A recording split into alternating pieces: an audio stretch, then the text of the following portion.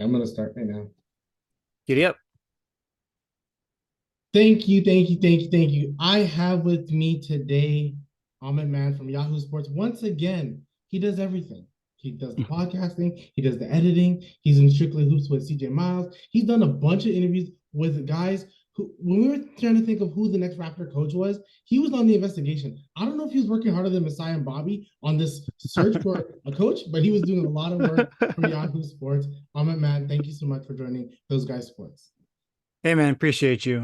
Thanks for having me. Happy to be back. Yeah, let's get it. So let's first start off. We got the coach, then we got the 13th overall pick in Grady Dick. What's your first impressions of Grady Dick? I mean, first off, the character wise, like it's a very mature young man. I like that he's able to separate, who he is as a social media personality, if you want to call it that way. And then he's also able to, be a much more reserved person around the media. I think some players, especially when they're younger, it can be a hard thing to transition, but he's got that polish and maturity, which is pretty impressive for someone at this point of his NBA career, of just his growth as a man. So that really stuck out to me. And also, to just like the shooting is ridiculous. When the pick was announced, I mean, going into it, I was thinking, okay, so Kobe Buffkin, you got Keontae George, and then the shooters. That's kind of how I looked at it. And Jordan Hawkins, I think, is going to be a great player too. But Grady, as I do more research into who he is on the court and the other things that he does, he's a pretty exciting player. And I think there's reason to believe that he's going to be much more than just a 3-point shooter. Yeah, I believe so too. I think in looking at him, I think a lot of people saw like, okay, maybe a Duncan Robinson, right? But I kind of saw like a next Tyler Hero, someone who can, dribble the ball better than a Duncan Robinson, can go down baseline, he can shoot a bunch of different shots, could be a good pick and roll guy with a Scotty Barnes, with a Pascal. I think there's Mm, more to his game, and like you said, his personality shines, and I think that's what this yeah. team needs. I think they need more personality. As much as we all want them to be serious and stonewall, sometimes it's kind of fun to watch a team that generally just enjoys each other. The one time, with the Kyle and DeMar era, everyone loved each other. Everyone was fans of each other. I feel like that during the DeMar Carroll, Corey Joseph time, there's a little bit of tension you can tell between the team, but now it's a little bit better. So it's kind of good to see that. But now, with the offseason looming and on Friday, 6 p.m., that's when Woj and Shams are going to go on the Twitter war. What can you see happening with the Toronto Raptors, and what would you like to happen for Toronto Raptors? What I like to see, I mean, that's a difficult question. I don't know where I want this team to go right now. I think last season, I don't think it was indicative of the talent this team has. I think they should have been a top 6 team, and had Jakob been there the whole season, I think they would have been. And even outside of that, I mean, you go back throughout the whole season and the amount of games that they just threw away, like it could be 10. Right. And 10 more victories, 8 more victories, 7 more victories would have put them in that top 6. So I think that is something to consider. Sure, when you look at the ceiling of this core, it may not be a championship, but that's also similar to what went down with Kyle Lowry and DeMar DeRozan, and then DeMar gets traded. You get Kawhi Leonard, you bring in like Marcus Gasol. Like there's a blueprint there that we've seen before that works with this a little bit, and they got a lot of tradable contracts. So if they were to run it back, I don't think it's a bad thing, because just like if you do decide to bring everyone back, they're probably going to be on reasonable contracts, and everyone in the NBA is tradable. Everybody, right? Everyone.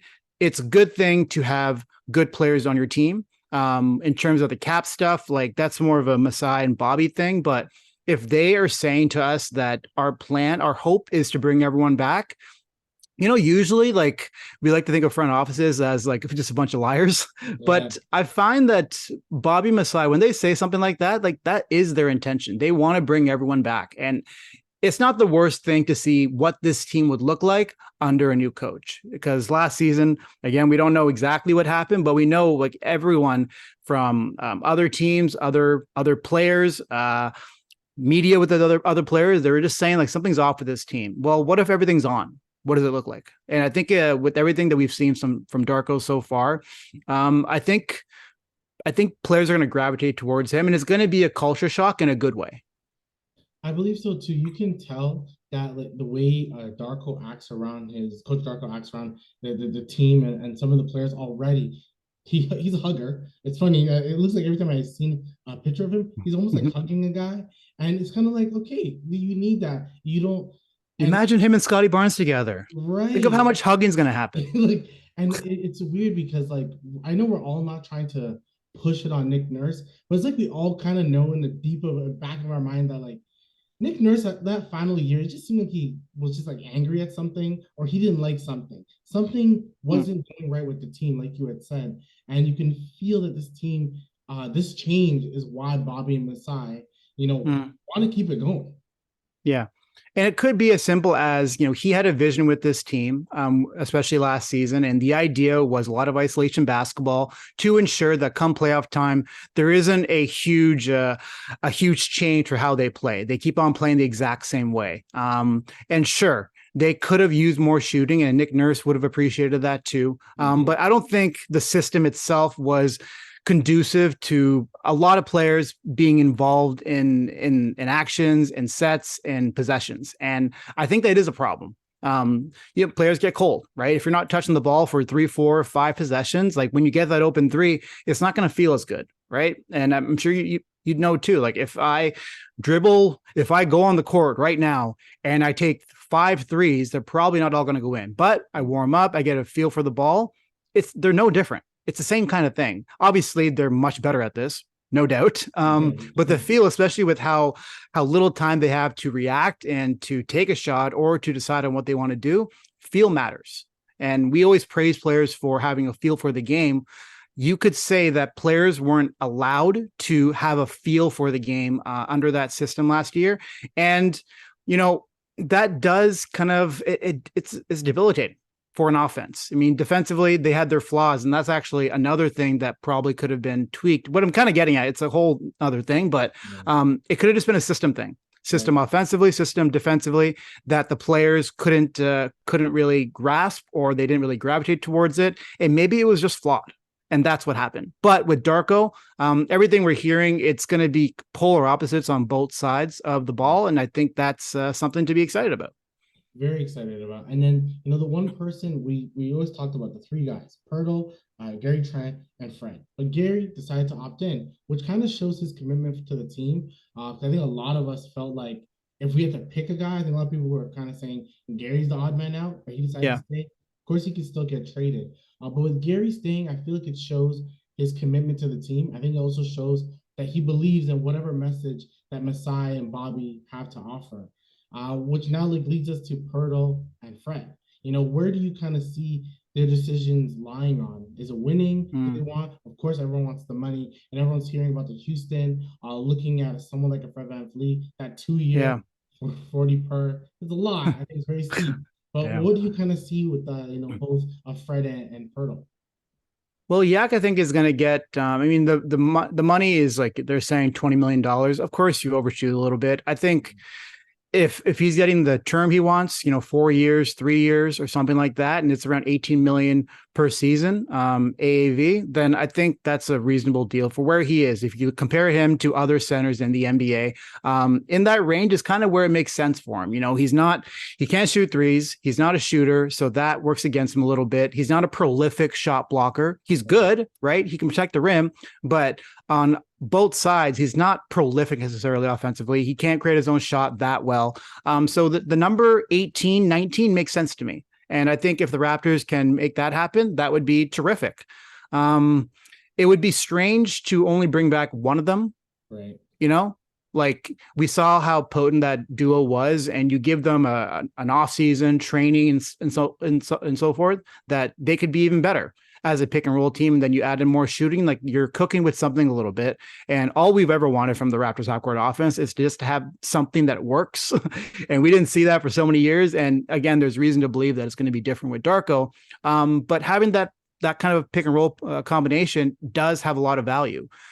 So if Fred were to come back and Yak isn't there, I think that's like the least likely of the possibilities. But Right. if that were to happen, then okay, you're still stuck with no center. And there's free agency, but I mean, it's still hard to find an NBA center. That's why the Raptors struggled to find one for so long. And I think Masai knows that. And I don't think Masai and Bobby have any intention of walking away from Jakob? Now, if Jakob got scarred from this experience with the Toronto Raptors because things are so different, the vibes are off, then that's another conversation. But I mean, from all the reports we're hearing from Darko, the conversation he had with Pascal Siakam, the fact that Gary Trent Jr., father, actually, he was on Will Lou's show, or not Will Lou's show, it was the morning show with Ailish and Justin. And he was saying that, Gary likes Toronto and he likes the idea of running it back again under a new coach, new opportunity. And sure, there is the rumor of the extension that could be on the way, which I wouldn't be mad at either. Like, Gary Trent is 24 years old. He's much better than what we saw last season. A new system could be great for him. So put that all together, you bring back Yak, okay, cool. Gary Trent Jr., long-term, love it. Fred VanVleet, I mean, if the money's there, unless he doesn't want to return to the Toronto Raptors, which he has not indicated at any point, even during his end of season presser, he mentioned like the history he has with the Raptors, the rapport he has with the front office, matters to him. It means something to him. He is a loyal guy, but if he doesn't get his money, just like any player, then if there's a new opportunity where there's more money elsewhere, then, I mean, can you blame him? Can you blame him for leaving? And obviously there is a large section, half a section, I don't know, of this fan base that don't really like Fred VanVleet anymore. Part of the reasons are kind of beyond me. I think they actually dislike him more because of how they feel media portrayed him than disliking Fred himself. Because he hasn't changed. Like, he's been the same guy for so many years. Steady Freddy, the guy that was hitting threes in the finals, the guy that hustled his ass off, the guy that punches above his weight. I think it was more so the combination of, the way they feel media portrayed him, and also that he did have a down year. Like, we can call it like that. I want to make sure I say that. He did have a down shooting year. There were some ups and downs, but overall, he wasn't as consistent as you probably would have liked to have been. And definitely injuries took a part in that. When he's running up and down the court and he's limping, I don't know. Kind of seems like he's injured, but he played through it. And I mean, you live with the results. But if he doesn't come back, it would be a problem for the Raptors, especially if they do want to win games. And he's probably the most likely of the three to not be back, I guess you could say. Right. And I think that's where, I would want Fred back, because you got to just look at the market and go like, what are you replacing him with? I saw one like potential trade. I think it was like a mock trade. I think it was NBA Central or something like that. And they had like Fred being traded to Washington, which I don't see why Fred would ever want to go to Washington unless he just wants to have the Jeremy Grant, type of workload and what he did with Detroit. But I don't see why he would do that. And then we would get a Tyus Jones. As much as I know a lot of people like Tyus Jones, you're almost getting the same person again. So I really don't see kind of getting a cheaper from a Fred VanVleet. And just he's a vet, I think what he can do for the team. I kind of see Bobby and Masai's vision of, it's Miami, he can make it. And I know they have Jimmy Butler, Bam, and they have a bunch of the system. I do believe with the right coach and the right system around him, I believe in this team. I'm a Pascal guy. I think I'm always going to be a Pascal guy. I think Pascal has like top 15, top 18, like talent when he's on his game, like what you could say for anyone, but when he's on, I think he's a 25, like 8-5 guy. I really think he's shown it before. Scotty, I believe Scotty is a perfect like high level Draymond Green, 20, 10 and 7. Like I see it all with Scotty. OG, I like OG. So I don't want to. Yeah. And I think Masai and Bobby like OG a lot too, if we're talking about the future of the Raptors. The fact they didn't deal him at the deadline for like 3 first-round picks, damn, man, like they like OG, and I like OG too. I don't think you should lose him if you're looking to win games, especially. I mean, he's turning 25 this year, right? Yeah. Maybe. Yeah, almost around the same age. So I'm gonna check that while we're talking, but I think he's a hard player to find. Yeah, sorry, he turns 26 in July. You're right. Yeah. So it's hard to find players like that. He's entering his prime, and I would be excited to see what he looks like in his prime. How much better do the offensive skills get? It's not perfect, I know, and may not be ever perfect, but his defensive abilities are so unique. A player that can actually guard 1 to 5, that on one day is going to guard Nikola Jokic, then the next day he's going to guard Trae Young, then the next day he's going to guard Bradley Beal. Right. That's not common, man. And you need that kind of versatility on your team. And we're not even talking about his team defense, how much things he covers up for other Raptors. So I don't think you can lose OG, but these are things I got to think about, with Fred and Yak and everything, and this the money. How do you make this all work? Because next season, you could say next offseason is even bigger than this one. Yeah. You have Pascal, you have OG, all up, and then you got to pay them. You got to pay OG, you got to pay Pascal, and Pascal maybe if he makes another All NBA, you're paying him Mm, that max, and a lot of people can question it. But I always think to myself, like you said, everyone can get traded. If you can pay Bradley Beal the max, I think you can pay Pascal the max. Because I don't think, and yeah. I think Pascal is better than Bradley Beal because he can play on both ends of the court. And like you had said about Fred VanVleet, what he does on Mm, the court is quality for this team. This team needs a Fred VanVleet. You need another shooter. To lose Fred VanVleet and not get a shooter, you can't just replace it with a rookie in Grady Dick. And you have a Gary Trent. You need that additional scoring.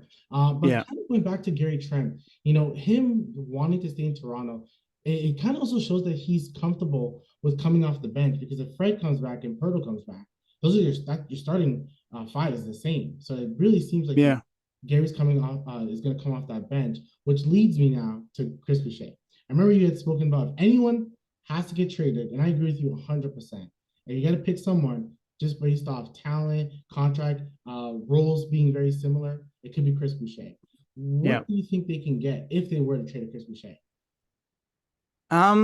It would probably just be they're probably just looking for draft capital Mm-hmm. more than anything. I mean, his contract, it's obviously very tradable, but the flexibility you gain with relation to the cap is probably the biggest asset from it. It's going to make things just a little less squeezed. And I mentioned Chris Boucher because that's a big chunk of money, but I mean, Otto Porter Jr., probably Thad Young has played his last day with the Toronto Raptors. I believe his contract gets to a guaranteed in a couple of days or I so. think it So has to be by Friday. Like, yeah, definitely has to exactly. be by Friday. So you factor all that in, like this is where the repeatability, all the repeats in off their bench, all the players that have similar positions, similar skill sets, it becomes a bit of a problem if they want to, change that approach a little bit and have some more guard depth, like a more traditional roster. Then you have to probably, trade or not sign or waive some of these power forwards that they have. Otto Porter Jr. is expected to be healthy for next season. What is Mm-hmm. his impact? I don't know. We'll see. It would be terrific if we're getting Otto Porter Jr. for the whole season. That would be awesome. He's a I'll be terrific there. player.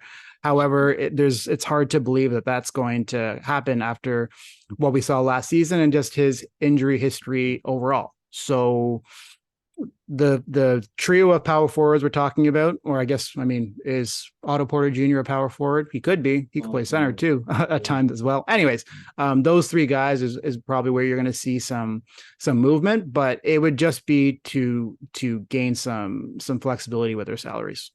do you think they're also looking at a Precious Achua? I know like Masai kind of likes that, Precious is like 23 or it's like 24, very young, and he still kind of has potential. Do you think they're looking at a Precious to kind of get a really good bench guard? I mean, maybe, but it would have to be pretty good though. Like you're going star hunting. I think if you're going to be trading Precious Achua, I mean, people again have their feelings about how his season went last year, but at his age, the potential, and again, looking at him in a different system. I keep on saying it, but that kind of stuff does matter. And we keep on talking about the spirit of the team being off. And, Gary had mentioned that, one day he's going from playing 34 minutes and all of a sudden it's like 13. Like that's a huge shock for a player. And that's a lot to deal with mentally. So if there's some more stability there, and that could come from, Chris Boucher no longer being on the team, right? Because then there's less power forwards. It clears up space for him. I think Christian Koloko is going to play, Right. with the team this year. I think he should. Assuming everything continues to get better, which hopefully we'll see in summer league. We'll probably see him, I would imagine.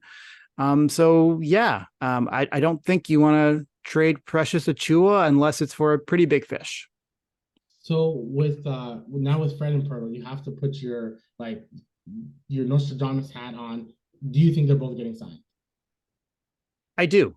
I do. I think so. And if it comes down to, some pennies around here, I mean, not pennies, it would be millions. But if it comes down to the Raptors have to make a decision with some of the players that we're talking about, I think they're willing to do that to ensure those two come back. So again, you have to listen to what Bobby and Masai say, assuming that those guys want to come back, right? And that's an if. Um, that is an if. Like, we don't know for sure. Everything that Darko has done so far indicates that he's creating a good relationship with some of the players from last season.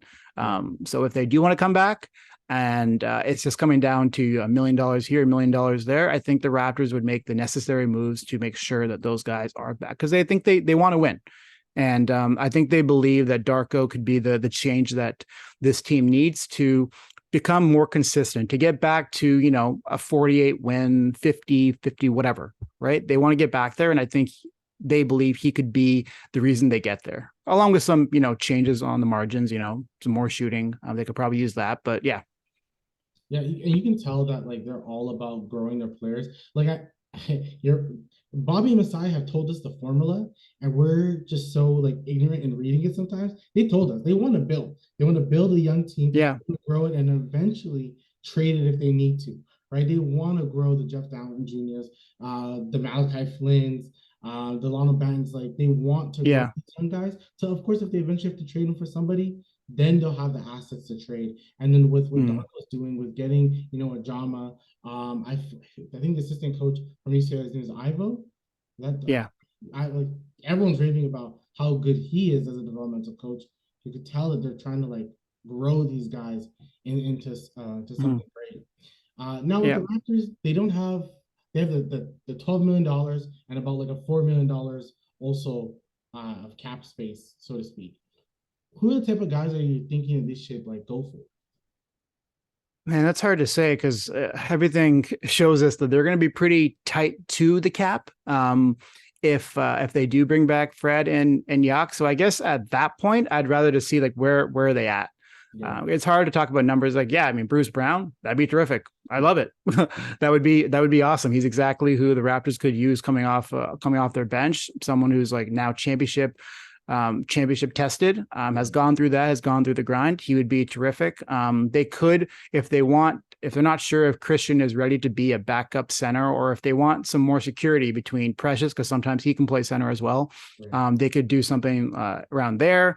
The backup point guard position, I think it does need some clarity. I mentioned the power forwards that the Raptors have to make some decisions on, but I mean, Malachi Flynn, Jeff Dowden Jr., who I believe has not left Toronto yet. He was at the Gradey Dick presser, and he was getting a workout in, and he's just been here throughout the offseason. So that's been great to see. Delano Banton, Malachi Flynn, those three guys.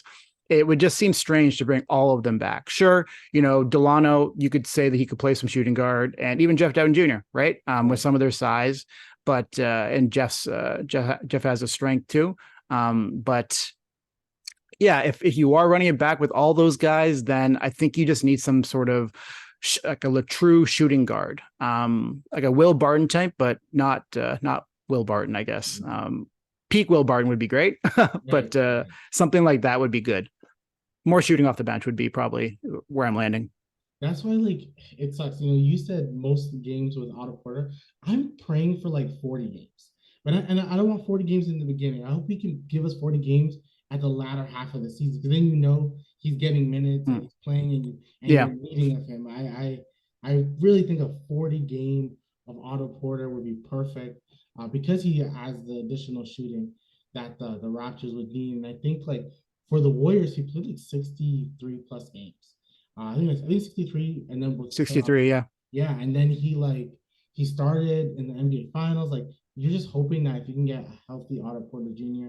who can at least give you, I'm honestly hoping for 40 games. That would really be good for the shooting of the team. Now, a guy that like I don't know why his name just keeps popping in my mind. I just feel it would take the Raptors to I guess another level. He's not a most spectacular player, but he's a guy that I don't know who would have to trade for him. It's probably just wishful thinking.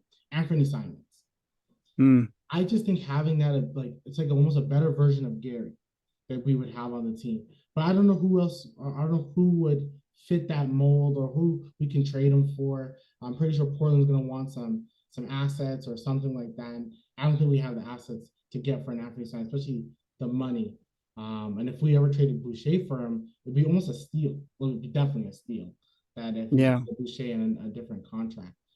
Is there any like ideal besides like a superstar that you think the Raptors would be ideal fit for that type of player? For like an Anthony Simons, like that kind Yeah, of a player. yeah. Every time it's like not an A, maybe a B, maybe a really good C plus. Yeah, that's a good question. I'm not really sure, to be honest with you. Like it's hard to, it's just because we don't know the numbers, and the numbers are what are gonna, determine all this kind of stuff. But Right. for like a team like Miami Heat, they got Gabe Vincent, they got Max Strus, two players that could be heading into free agency. That would be cool. Either of them would be awesome. I had been thinking about if things, go sour a little bit with Fred, or if they want to shore up that backup point guard position, you could think about a Javon Carter who opted out today. Right. That would be good. And it's little moves along the margins, but anyone they bring in has to be able to shoot the ball. You Right. would like them to be able to score off the dribble, to be able to create their own shot a little bit. But again, like the reason why I struggle with this question is like it's not like we have Nick Nurse, we have Darko now, so Right. we haven't heard Darko's vision yet. We haven't heard his spiel, and we're going to learn a lot at Summer League actually. How the Raptors are playing and how he's implementing his style. It would be cool actually if he ends up coaching the team, because I think that could happen.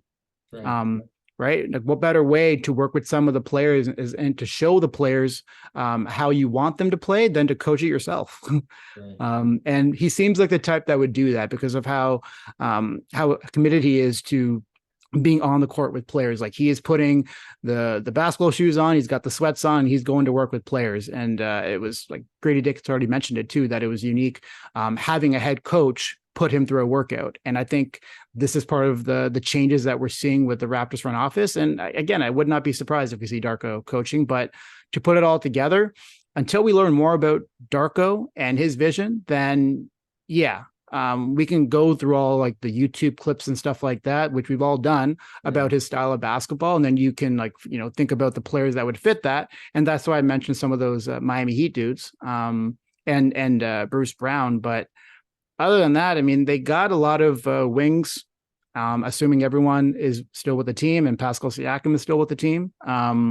They have a center, which I guess would be a Jakob Poeltl, and then they have a backup center, and they have Precious Achiuwa, who could play some center as well. Right. If Otto Porter Jr. is healthy, he could play some center. Yeah. So yeah, it's mainly guard depth and dribble penetration, ball handling, that kind of stuff, and shooting, of course. There is a close to 40% shooter who used to play for the Raptors that plays for the LA Clippers. If they ever want to bring back Norman Powell, bring him home. I would be very thankful of that, because that's the type of person I would love to come back to the Raptors. But Yeah, I'm just bringing everyone back because everyone wants DeLon Wright back as well. And I think and the Kyle Lowry rumors are coming up. We can't just bring back everyone, but that'd be nice if we could bring back a Norman Powell.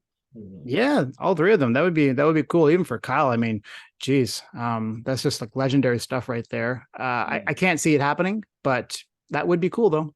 Right. Okay. And then so my last thing, besides now moving on past the Raptors, free agency is still very exciting. We have guys like Sure. Kyrie, which the reports are that he's going to go back to Dallas. Now says James Harden's going to go back. I believe Chris Middleton's going to go back as well. But what are some of the guys that you see on the free agent market that you're kind of excited to see where they're going to go, and where do you think some of them are going to go? I'm curious what happens with Delon Brooks, just because of the Canadian angle. Austin Reeves, I wonder if he gets paid. James Harden. Yeah, he's going to get paid, but is it going to be by the LA Lakers? Right. Yeah. That's the question, because he could price him out if he wanted to. Right. James Harden, Draymond Green, those are really intriguing. It's hard for me to wrap my head around Draymond Green not being with Golden State, especially now that Jordan Poole is no longer with the team. Right. I kind of felt like you had to pick one of them, sort of. Right. And now that Jordan Poole is with the Wizards, you would think that means Draymond Green is going to be back. And I'm curious how he pairs with Chris Paul too. Not just like their personalities, I'm just like how they work together on the court, because you got some brilliant basketball minds there. That's kind of it.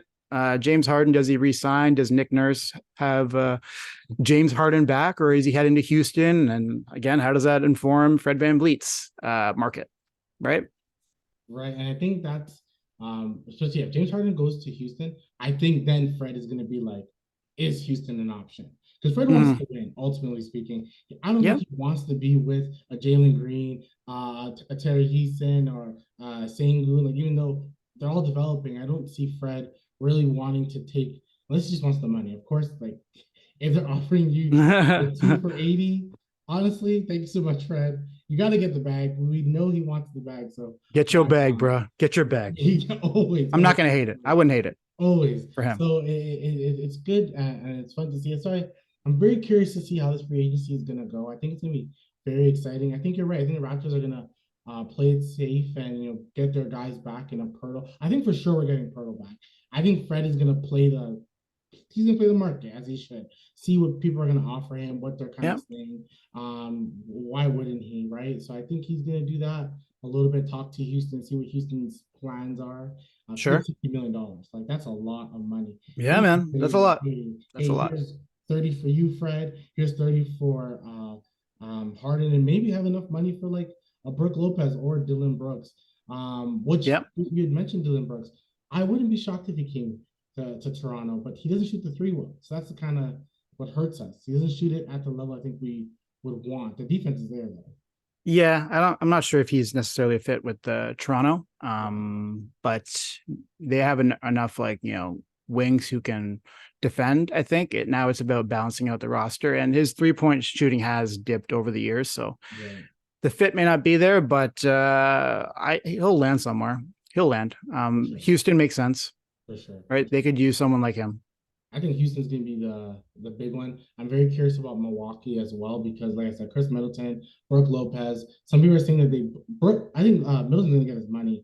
Lopez, I would love for him. I always feel like if Pirtle were to sign back, I would love to kind of. We don't have really the money for it, but I would love to get Mm, Brooke Lopez. I think he'd be perfect with Scotty and a Pascal as a whole.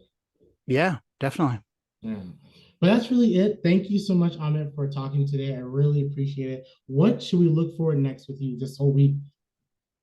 Yeah, I think I'm going to be doing a pod with CJ shortly on Grady Dick, his thoughts on him, which I'm really looking forward to. Just getting an expert's opinion on him and where he is now and where he can go. I believe I'm going to be heading to summer league, so that's exciting. And then just free agency. That's kind of where it's at now. We'll see where all these pieces land. Just waiting for the news to happen. I have trouble kind of really investing myself into rumors. I've seen too much, and it's just tiring. I just want like concrete news, and then we'll react to it. But yeah, free agency, summer league, it'll be a busy week or so for sure. Yeah, yeah, yeah. Twitter, the consistent refreshing, waiting for a Woj bomb is almost like it gets depressing at one point. You just gotta put your phone away. You just have to put it's not happening. Wait until 6 p.m. on Friday. That's when him and Shams are gonna Yeah, go on a war. But thank you so much. I look forward to speaking to you again. I really for sure, appreciate man. you talking to me. Thank you guys for watching Those Guys Sports. It's your boy Mike, and I'll talk to you again. Peace.